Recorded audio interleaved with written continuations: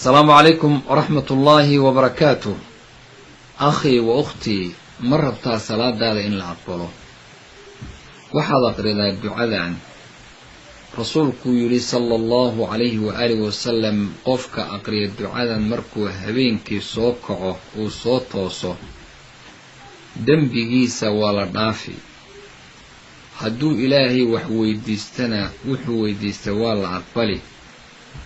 haddii uu istaago markaad soo kacda sarta ka kacdo oo uu weysaysto oo salaad uu galana salaadiisa waa la aqbali waa garanti rasuulka ka sugan sallallahu alayhi wa alihi wasallam xadiidku waa saxiix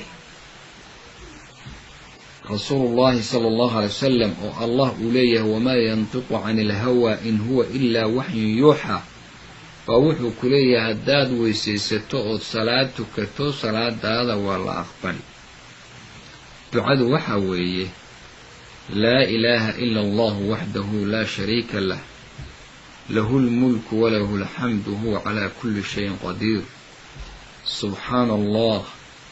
والحمد لله ولا إله إلا الله والله أكبر ولا حول ولا قوة إلا بالله العلي العظيم رب اغفر لي أنكو عليه لا إله إلا الله وحده لا شريك له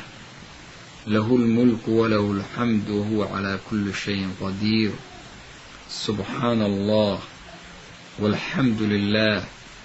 ولا إله إلا الله والله أكبر ولا حول ولا قوة إلا بالله العلي العظيم رب اغفر لي دعاء وإنت صلى صعوته haddaba ducadaas naftayda iyo taadaba waxaan u dardaarmi waan hubaa waxaad ugu jeceshahay inuu yahay salaadaada inaad ogaato in la aqbalay waana howl allah subxaanahu wa tacaala la jirta innagana arkaanteeda iyo sunanteedii baa layna raaciyey inaynu la nimaadno laakiin middani waa mid rasuulku ku sheegay sala allahu calayhi wa aalihi wasalam haddii ducadan aad aqrido markaad soo kacda habeenkii eed hurdada ka soo kacdo ood intaad istaagto weliba weysaysato ood salaad tukato dembigaagana waa la dhaafi waxaad ilaahay weydiisatana waa lagu siin salaadaadana waa la aqbali ilaahay subxaanahu wa tacaala